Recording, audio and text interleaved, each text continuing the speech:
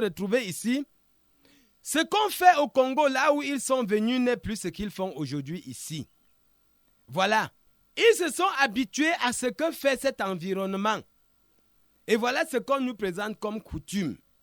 Et toutefois, que nous avons affaire avec une habitude, nous sommes en train d'enfreindre la loi de Dieu.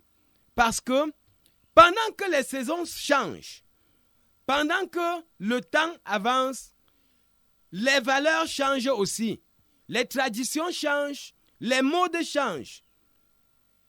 Et si nous sommes croyants, nous devons faire attention. Parce que la mode, c'est la voie de plusieurs. Puisque nous voyons autour de nous plusieurs personnes habillées d'une telle manière, nous voulons nous habiller aussi de cette manière. Ça, c'est la voix du peuple. Est-ce que c'est Dieu qui nous donne ces instructions? Ça, c'est une question à répondre. Les mœurs se changent. Et puisque nous sommes dans ce même environnement, comme les gens vivent de telle manière, il nous faut nous habituer à cette manière. Je veux parler aujourd'hui des funérailles avec les tenues du deuil qui sont devenues la mode, une compétition. Je ne sais pas. Je ne veux pas, moi, porter insulte à autrui. Mais je dis bien que, à la remarque des valeurs que nous apporte le plus grand nombre, l'Église est aujourd'hui en train de s'accommoder, de faire trop de choses parce qu'on est en train de faire la même chose. Les Israélites ont amené Aaron à faire un dieu, comme ce qu'ils ont vu en Égypte. C'était un mode de vie. C'était bien. L'ambiance de vie était très chaleureuse. Et puisque Moïse est allé en montagne, voyez ce que dit le peuple. Ce Moïse, cet homme qui nous ne savons pas ce qu'il est devenu. Eh bien, ils ignorent la loi que l'Éternel, leur Dieu, qui n'est pas seulement le Dieu de Moïse, avait donnée au commencement, en disant, vous ne vous ferez point de Dieu en or et en argent. Voilà qu'ils y sont arrivés. Mais la faute ici, c'est le peuple ou bien c'est Aaron. La faute, c'est bien Aaron. Cher leader, je reviens à cet adage. Le véritable leader, c'est celui qui amène le peuple là où il doit aller et non là où il veut aller. Saisissons bien. Aaron n'a pas gardé le commandement de Dieu pour tenir tête au peuple. C'est vrai, nous pouvons dire que Aaron était sous la pression d'un grand nombre. Et on pouvait même le lyncher s'il continuait à faire la tête. Mais seulement, il y a un homme de Dieu qui courageusement devant une hostilité armée a dit, jugez-en vous-même s'il est normal d'obéir aux hommes plutôt qu'à Dieu. Je me rappelle ainsi dans le livre de Actes des apôtres, c'est l'apôtre Pierre qui disait devant le Sanhédrin lorsqu'il était en jugement. Et un jugement périlleux, parce qu'il pouvait laisser sa tête en s'entêtant de suivre cette voie qu'on est en train de l'interdire. Mes frères, le peuple parle. Le peuple ne parle pas de la voix de Dieu, mais le prophète de Dieu parle de la part de Dieu. Et si nous sommes le peuple de Dieu, nous devons faire attention à ce que les prophètes nous disent, plus que à ce que le monde nous dit, plus que à ce que les gens qui nous entourent nous disent. Nous sommes à plusieurs reprises tombés dans le piège de la masse, du mouvement de la masse.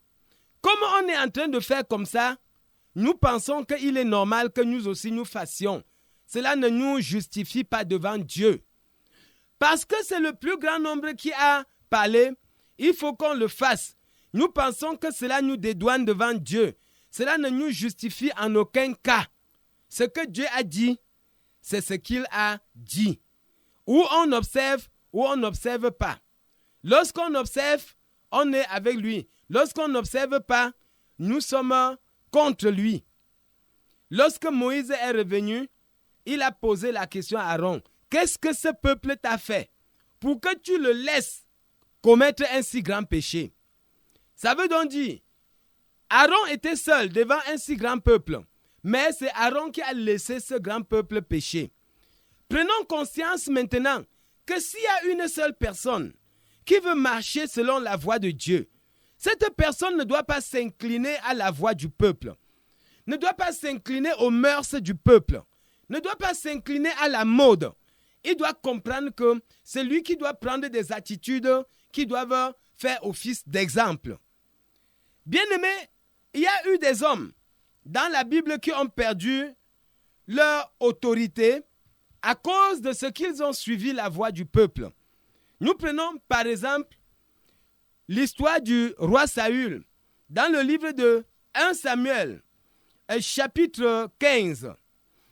Je ne vais pas lire ici, seulement je nous recommande chacun de prendre le temps et de lire l'histoire du roi Saül dans le livre de 1 Samuel chapitre 15. Il s'avère donc que ce roi, étant devenu roi en Israël, lorsque Israël était déjà installé dans ses possessions, Dieu l'a élevé roi sur son peuple. Et un jour, Dieu se souvint que lorsque Israël voulait passer par le territoire d'Amalek pour entrer dans la terre promise, sans avoir l'ambition de nuire à Amalek, Amalek a nui au peuple de Dieu. Dieu s'est fâché. Quand Dieu se fâche, il s'est fâché, s'il vous plaît. Sachez-le, même s'il ne nous punit pas aujourd'hui, c'est seulement mis en différé. Il va punir un autre jour. Et alors il a donné l'instruction à Saül d'aller faire la guerre contre Amalek, de détruire Amalek avec tout ce qu'il possède, les biens comme les êtres humains, et ne rien prendre dans ce territoire. Mais malheureusement, Saül a effectivement battu Amalek, a détruit Amalek, mais selon ses dires, il a écouté la voix du peuple qui a sollicité qu'on prenne les veaux gras pour venir faire du sacrifice à Dieu. Dieu n'était pas d'accord parce que Dieu n'avait pas instruit Saül de faire un sacrifice à lui avec des béliers et des veaux gras venant du territoire d'Amalek. Et cela a valu le trône de Saül. Saül a perdu l'autorité de roi à partir de ce jour parce que le prophète de Dieu est venu prononcer la sentence. Puisque tu as fait cela, Dieu te rejette comme roi sur Israël. Saül perd son pouvoir de chef comment? Parce qu'il a écouté la voix du peuple plutôt que d'écouter la voix de Dieu. Il y a des choses que nous faisons parce que les gens nous pressent et nous faisons pour plaire. Bien-aimé, la voie de l'excellence dans le ministère d'un leader, c'est de ne pas faire pour plaire. Évitez de faire pour plaire. Si tu es un leader, évite de faire pour plaire. Tes décisions peuvent être amères au départ. Mais si tu sais que tes décisions sont inspirées par le Saint-Esprit, avance. Le temps va te donner la raison. C'est ce que Saül n'a pas su faire. C'est ce que Aaron n'a pas su faire. Aaron a entraîné le peuple dans le péché en cédant à la voix du peuple. Saül a entraîné tout Israël dans le péché en cédant à la voix du peuple. Et par-dessus tout, il a perdu son pouvoir parce qu'il connaissait la volonté de Dieu et il n'a pas observé cette même volonté. De même, dans le livre de 1 Samuel chapitre 13, nous lisons toujours une autre histoire concernant ce même Saül. Saül connaissait ce qu'il faut faire et il ne l'a pas fait. Il a offert le sacrifice à la place du sacrificateur, faussant ainsi les plans et les voies de Dieu. Et quand le serviteur de Dieu arrive, il a dit, le peuple a commencé à me quitter. Et puis, j'ai pensé qu'il fallait que je fasse le sacrifice. S'il vous plaît, je vais vous prier. Il faut lire ce texte, 1 Samuel chapitre 13, s'il vous plaît. Vous trouverez cette histoire là. Et c'est très important. Qu'est-ce qui se passe? Lorsque il arrive donc, il offre lui-même le sacrifice, Alors, nous lisons du verset 8 à 14 du chapitre 13 de 1 Samuel. Le prophète dit que parce que tu as désobéi à l'Éternel, il te rejette comme roi. Qu'est-ce qui se passe? Saül était influencé par l'attitude du peuple. Il était influencé par la manière du comportement de ceux qui l'entouraient, de ses soldats. Soit il est chef ou il ne l'est pas. Bien-aimé, la voix du peuple, à mon avis, n'est jamais la voix de Dieu. Ce que le peuple dit n'est pas toujours ce que Dieu a dit. Nous devons corriger cette mentalité dans nos esprits et dans nos cœurs. Et puis, si nous voulons bien considérer certaines valeurs, nous devons faire attention parce que la plupart du temps, on aime nous parler de la démocratie. Dans la loi de la démocratie, il faut que le peuple décide ce que le chef va faire. Mais dans la loi théocratique, la loi de Dieu, c'est Dieu ou encore le chef qui décide ce que le peuple doit faire. Si le chef fait exactement ce que Dieu lui a dit, alors il est hors de question qu'on fasse un rapport à Dieu en disant que, comme tu avais dit que nous fassions de telle manière, le peuple a dit qu'on fasse de telle autre manière et nous avons suivi le peuple. Tout va se gâter. Ça ne marche pas avec Dieu comme ça, mes frères et sœurs. Je veux encore faire appel à l'histoire de Pilate. Au moment où on avait arrêté le Seigneur Jésus et on amène devant Pilate, Pilate était averti même divinement que le Christ n'a rien fait. Ça veut dire que Dieu s'était fait complice de Pilate pour lui citer quelques vérités dans le cœur. Dieu savait que Pilate a le pouvoir au milieu des hommes de libérer l'innocent. Dieu savait que Pilate pouvait refouler ce peuple malgré leur colère. Et voici ce qui s'est passé. Quand on amène le Seigneur devant Pilate, Pilate reconnaît effectivement devant ce peuple qu'il n'a rien fait qui mérite la sentence de mort. Mais sous la pression de la voix du peuple qui criait « Crucifie-le, crucifie-le », Pilate a cédé. Il a lâché prise. Et puis, il a donné l'ordre qu'on aille crucifier Jésus. Ce même Pilate qui savait que ce Jésus n'a rien fait qui mérite une sentence de mort. Cette fois-ci, il n'y a aucun verset biblique qui nous dit que Pilate n'était pas coupable parce que c'est le peuple qui l'a poussé à prendre cette décision.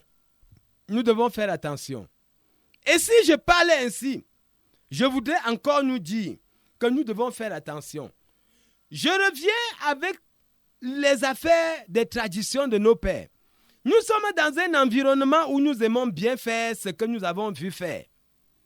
Lorsque tu es un enfant de Dieu, lorsque tu te réclames croyant et tu crois au Dieu créateur du ciel et de la terre, les traditions de ta famille, les coutumes de ta société t'imposent ce que Dieu a refusé d'avance.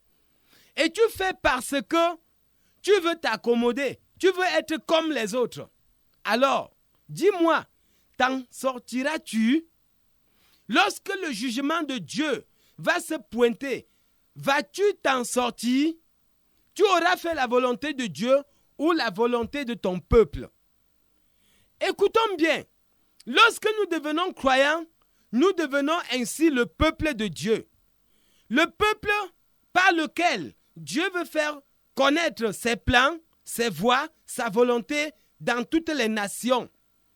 Mais si nous venons faire pour plaire aux nations, faire pour plaire à nos ancêtres, faire pour plaire à notre société, faire pour plaire à ci et ça, c'est que nous sommes dans une erreur grave. Il est très souvent dit, la voix du peuple, c'est la voix de Dieu. Ici, je dis bien que c'est un adage qui trompe. C'est un adage qui nous expose au péché, qui nous expose à la résistance à Dieu. C'est un adage qui nous met en difficulté lorsque nous posons des actes qui sont contraires à la volonté de Dieu, justifiant que c'est parce qu'on est en train de faire de la même manière. j'en profite ici pour dire, faisons attention au mouvement de foule. Faisons attention au mouvement de foule. Ce n'est pas parce que nous sommes arrivés quelque part, les gens ont porté les gourdins pour tuer un bandit, que toi aussi, tu vas prendre le gourdin pour frapper le bandit. Écoutons, les gens, je fais juste une parenthèse. Les gens qui tuent le bandit là sont des adultères, ce sont des menteurs, ce sont des voleurs eux aussi. Simplement, on n'a rien décidé sur leur sort. Pourquoi on doit tuer ce bandit absolument? Et si tu es un croyant, il faut même comprendre que ce bandit est un pécheur, que Dieu attend sa conversion. Et cette conversion va passer par ta miséricorde, toi qui veux le tuer avec le gourdin. Sa conversion va passer par ta compassion. Il faut avoir pitié de lui parce que le feu de l'enfer va le brûler un jour. Même si tu le tues à coups de gourdin ou non, c'est un candidat de l'enfer. Aie pitié de lui. Ça, c'est juste une parenthèse. Mes frères et sœurs, je voudrais dire que la voix du peuple, ce n'est pas la voix de Dieu. Beaucoup de personnes ont perdu leur statut devant Dieu parce qu'ils ont écouté la voix du peuple. Et toi aussi, enfant de Dieu, tu risqueras de perdre ton statut de sauvé. Tu risqueras de perdre ton statut d'enfant de Dieu en te retrouvant un jour dans le jugement de la foule. En te retrouvant un jour devant le fait que tu as agi parce qu'on t'a dit d'agir ou parce que tu as vu agir. Fais attention. Ici, je voudrais nous dire que notre temps est déjà consommé. Avant de nous quitter, je dis qu'à la partie technique, c'était notre bien-aimé Elvis Obassi. Au micro de présentation, je suis votre serviteur Jean Koa.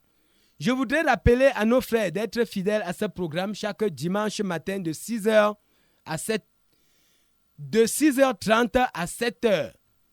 Alors, nous prenons rendez-vous dans la prochaine émission. Que Dieu vous bénisse. Merci.